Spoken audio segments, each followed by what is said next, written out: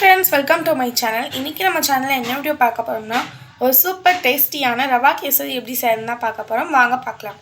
அதுக்கு முதல்ல அடுப்பு ஆன் பண்ணி ஒரு கடாய் வச்சுக்கலாம். அதுல 2 ஸ்பூன் நெய் சேர்த்துக்கலாம். இப்போ தேவையான அளவுக்கு முந்திரி பருப்பு சேர்த்து நல்லா வறுத்து எடுத்துக்கலாம்.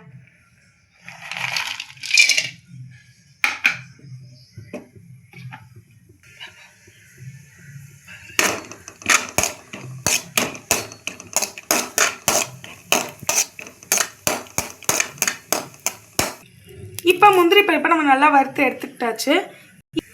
அதே கடாயில் ரவை சேர்த்துக்கலாம். அதையும் நம்ம நல்லா வறுத்து எடுத்துக்கலாம். இப்போ ரவையை நல்லாவே வறுத்து எடுத்தாச்சு. இப்போ 1 கப் ரவை நம்ம எடுத்துருக்கோம். அதுக்கு 3 கப் அளவுக்கு நம்ம தண்ணி சேர்த்துக்கலாம்.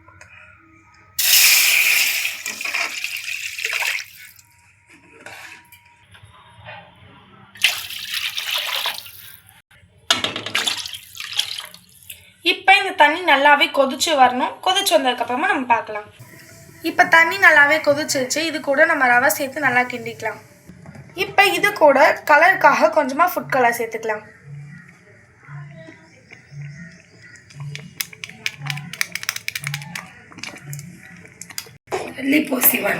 இப்போ இது கூட ஸ்மெல்லுக்காக ஏலக்காய் பவுடர் சேர்த்துக்கலாம். இப்போ தேவைக்கு அளவுக்கு சர்க்கரை சேர்த்துக்கலாம். எங்களுக்கு 1 கப் போதும், அதனால தான் நான் 1 கப் சேர்த்துருக்கேன்.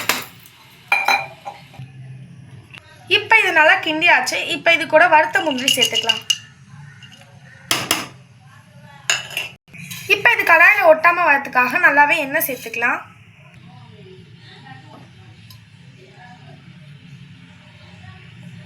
நல்லா தாராளமாகவே எண்ணெய் சேர்த்துக்கோங்க.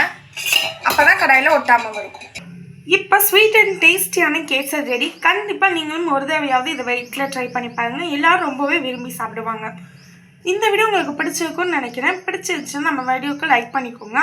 மறக்காமல் நம்ம சேனலை சப்ஸ்கிரைப் பண்ணிக்கோங்க.